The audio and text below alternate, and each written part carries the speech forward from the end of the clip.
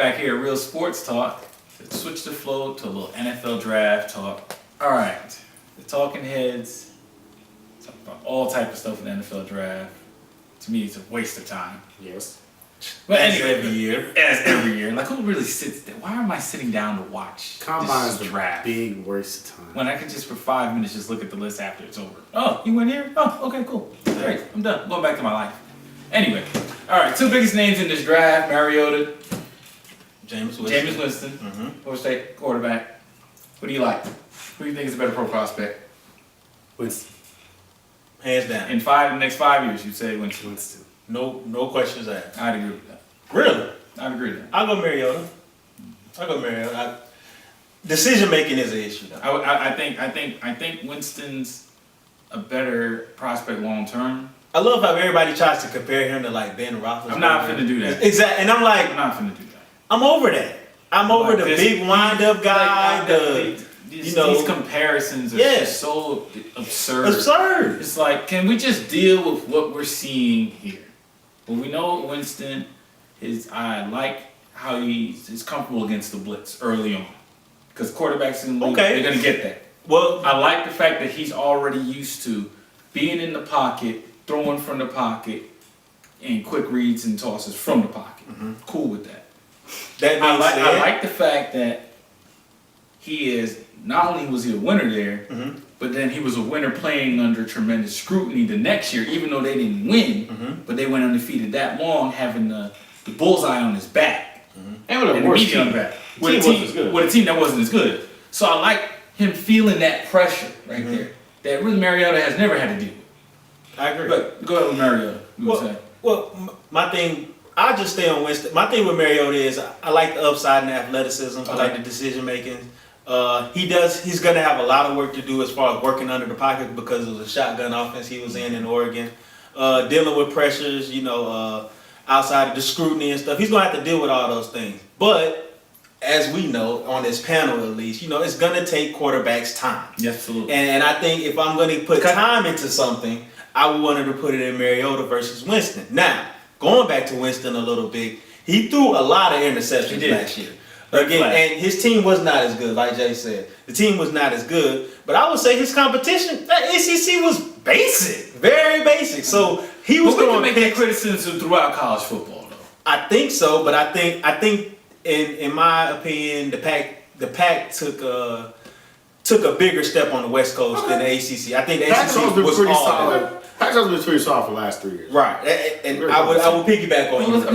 That's a very legitimate conference. I would honestly say that Pac-12 may be the best conference, and top to bottom. And overall, we're personally. Let me just speak first. Overall, I'm splitting hairs. I mean, as far as prospect wise, I don't think they're far. I'm cool with both. Far between. With both of these guys as a prospect, I think people try to rush quarterbacks out of college. Exactly. Yes. They underdevelop these guys, and then they wonder why they're busts. I'm over it. Point in case, RG3, they rushed him out the gate. And then build him up to be John Elway or Andrew Luck and just come out of college and you just will be Dan Marino in your second year. And it doesn't work that way. It doesn't. Not every quarterback's Dan Marino. Some are Steve Young. Some need time. Exactly. Some are Brett Favre. Some need time. Exactly. Brett Favre didn't come out of college A1.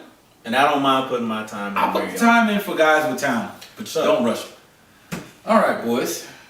Last segment. Woosah moment. Yeah, let me speak on this. Little parting shots. Jay, what's on your mind? Give one parting shot. What you got? Speak on it. Well, I don't think we covered a good bit today, but I know you guys expect me to talk about hockey and soccer. I don't know. Wrong again. I'm talking about basketball. NCAA basketball. No, I wasn't here last month, but let me say something. These guys are talking about Kentucky this, Kentucky that. Here we go. I didn't care. I was just going to listen. I didn't care. There was no great team in college basketball, and there hasn't been for a while. I didn't care. But what I did like is that Georgia State put out Baylor. A little homer, pat on the back. God. Just to throw it out there. I went to State. That was a great moment. It was a great moment. I will say this, what I do like about college basketball, great moments.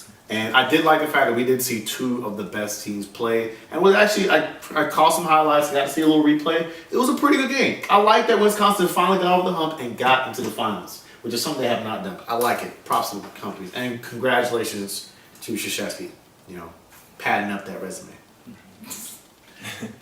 The U.S. Well, I will Speak on. rant on a little bit. I'll stick with basketball, and I'll go to the National Basketball Association, and I'll go there and I'll say these Hawks fans, all right, that think everything is so wrapped up in the East, nobody can beat the Hawks. They're just gonna roll into every series and just roll everybody. Really? Like their team is just so invincible. Like they weren't looking for a 2-guard all year. Like they just got all these amazing scorers on the wing, and they can defend like no other team we've ever seen in the playoffs. Just calm down and enjoy the playoffs, and I hope you enjoyed your great regular season. All right, because I don't know how far this is gonna go. And Damari Carroll is Rick Barry. Yeah, I'm gonna watch this first round, and I'll evaluate from here. But you know what, guys? I'm smoking a cigarette. I don't know, all right? And I don't think you should act like you know, okay? Because the guy who constructed this team, there's a problem, all right? And I'm gonna just let that be known now. Maybe I get it out of the way early. There you have it. Quickly, let me speak on Jordan Spieth winning the Masters. Congratulations. Bravo. Tying the record for Masters for the lowest score in 4 rounds. 18 under par tied with Tiger Woods. Beautiful. And I believe Raymond Floyd, Mm-hmm. Awesome. He was fantastic. Sure was. He got a little shaky the final round, but he got it done. He's a decent guy.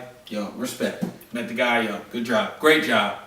Could be looks like the future of the PGA Tour. Him and Rory McIlroy. It's gonna be one to look at. Shout out to Lefty, still out there fighting with the young cats, man. I like that. Yeah, he always plays with that. That's good though. I like He it. does. I like Lefty though. I really do. But folks, this is our show for the week. We're going to go ahead and put a little pin there. Thank you for watching. For Jay, D-West, it's been Real Sports Talk. Now please follow us on Twitter at ASVTV Network and online at ATL4-sportsvision.com. Thank you for watching. We'll see y'all soon. Pacquiao Mayweather fight. Get ready.